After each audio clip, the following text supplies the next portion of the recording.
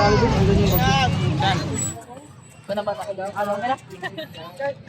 may shoutout ano. Dito tayo sa may Quirino Grandstand ano.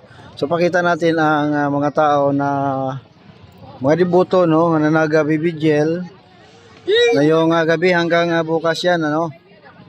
Dito sa Quirino Grandstand. So ngayon kasi ongoing ang pahalik sa Poong Nazareno. Ngayon ito nga mga tao na naglatag ng tent, yun sila yung mga deboto na mag-vigil ngayong gabi. Ito na yung huling gabi na yun na huling gabi ng pahalik ano dito sa Quirino Grandstand sa Poong Nazareno. So bukas ililipat na po ito sa Quiapo Church o tinatawag na Translation 2026. Ito yung taon-taon na ginugunita no ng mga deboto ng Poong Nazareno dito sa Maynila. Yan. Tawal ya. Yung mga tent na yan hanggang bukas yan sila dito. At yung may misa no na sinasagawa ngayon dito sa Quirino Grandstand.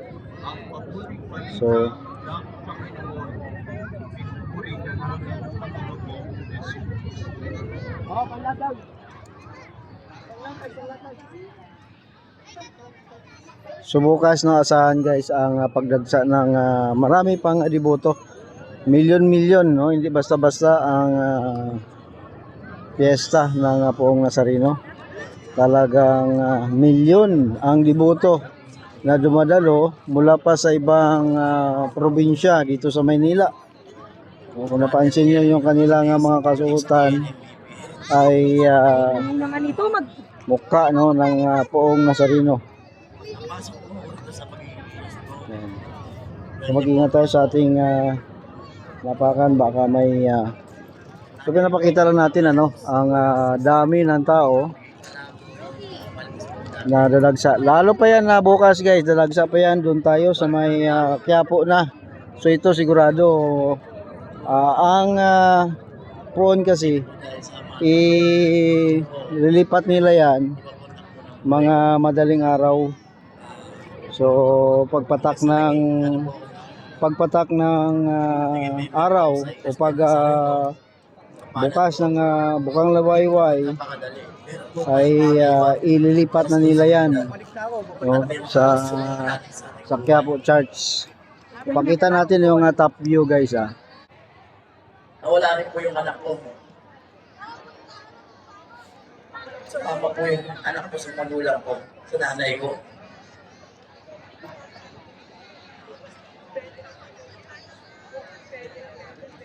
Basta sa akin ang manas si Jory ba? Hindi ko po pero papasalamat po ako sa kanya kasi napinaan ako ng loob. Gusto ko sa buhay. Gusto ko tumalas sa Reyes. Pero dahil sa Reyes, sabi ko, nalaban. Laban lang.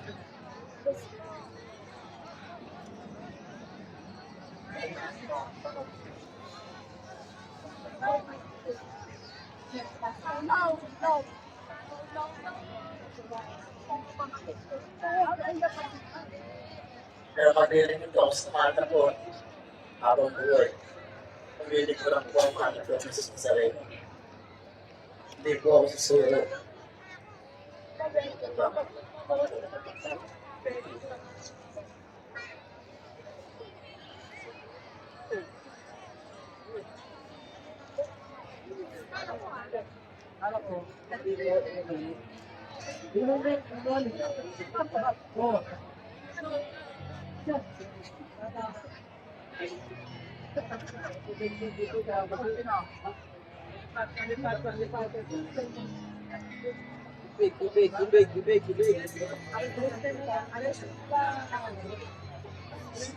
Kapatid, palakpakan po natin si Tatay Jerby at share sa atin. Salamat po sa napakarami naglilingkod na pinayayaan ng Panginoon. Napakaganda po na kanyang uling sinabi. At sinabi niya, siya po ay patuloy na maglilingkod habang buhay. Sana po katulad ni Tatay Jerby tayo po ay magkaroon ng ganong puso. Handang ialay, handang maglingkod para sa ating Panginoon. Kasi tapat siya sa atin. Hindi siya nagbabago at hindi niya tayo papabayaan. Amen? Kaya po sa pagpapatuloy, maawit po tayo ulit ng isang awitin. And as we sing this song, let this song be our prayer to God.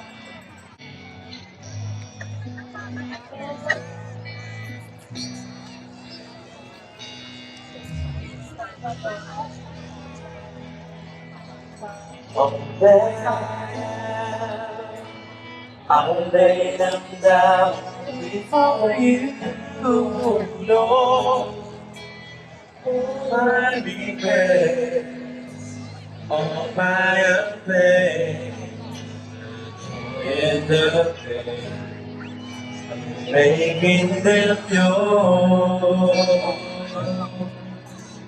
Lord, I'll let my life see everything I should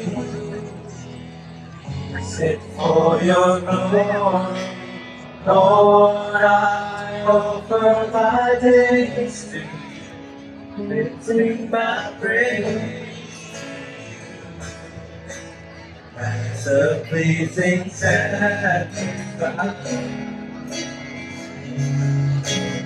Lord, I offer you my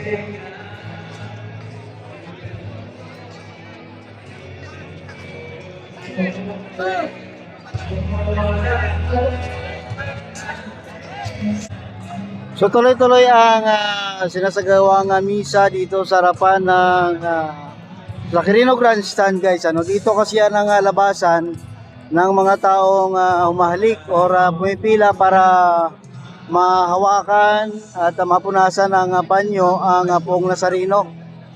So nawa, sana ay itong mga taong nandito na nagsakripisyo, nagbigil, naulanan, nainitan, sana mabigyan ng katuparan ang kanilang hinanaing, ang kabutihan at kasaganahan, kagandahan ng good health para sa kanilang pamilya.